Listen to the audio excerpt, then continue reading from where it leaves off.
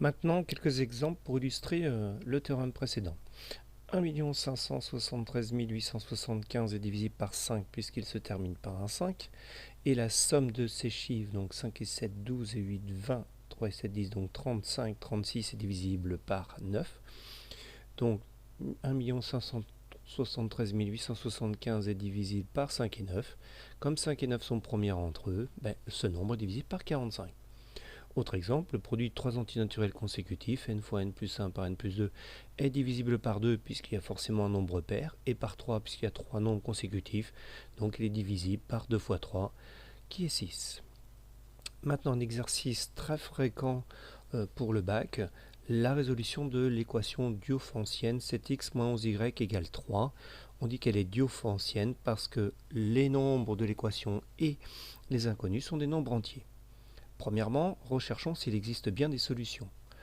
7 et 11, on sait qu'ils sont premiers entre eux, il suffit de le vérifier avec le petit calcul suivant, 2 fois 11, 22, moins 3 fois 7, 21.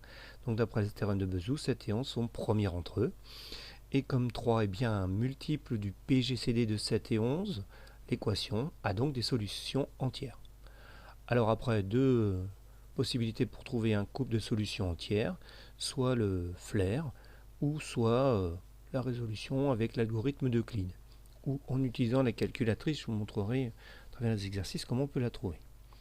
Une fois qu'on a trouvé cette solution particulière, on peut s'attaquer à la solution générale, puisque les solutions doivent vérifier 7x moins 11y égale 3, et on vient de trouver que 7 fois 13 moins 11 fois 8 égale 3, donc on en déduit 7 fois x moins 11y égale 7 fois 3 moins 11 fois 8. On rassemble les 7 du même côté, les 11 de l'autre côté, on factorise, et on a donc 7 fois x moins 13 égale 11 fois y moins 8.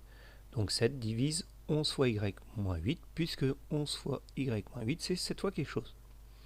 Oui, 7 divise le produit de 11 par y moins 8, mais 7 et 11 sont premiers entre eux.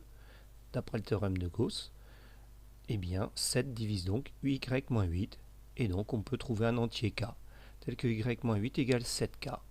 Et on se laisse aller après par le calcul, y égale 8 plus 7k. La valeur de y moins 8, qui est 7k, nous la reportons dans cette équation étoile, ce qui nous donne donc 7 fois x moins 13 égale 11 fois 7k. On simplifie en x égale 13 plus 11k. Il nous faut faire la réciproque puisqu'on a trouvé un seul entier k.